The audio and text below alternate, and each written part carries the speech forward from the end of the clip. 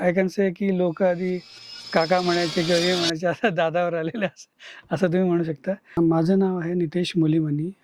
Front side आणि back side इथं मला हेअरफॉलचा इश्यू होता. म्हणजे तो एरिया पुरा बाळ झालेला. मी नंतर म्हणजे बऱ्याच ठिकाणी इन्क्वायरी केली, गुगलवर पण सर्च केलं. सगळं सर्च झाल्यानंतर मग मी शेवटी लाड एनसीटीला यायचं ठरवलं.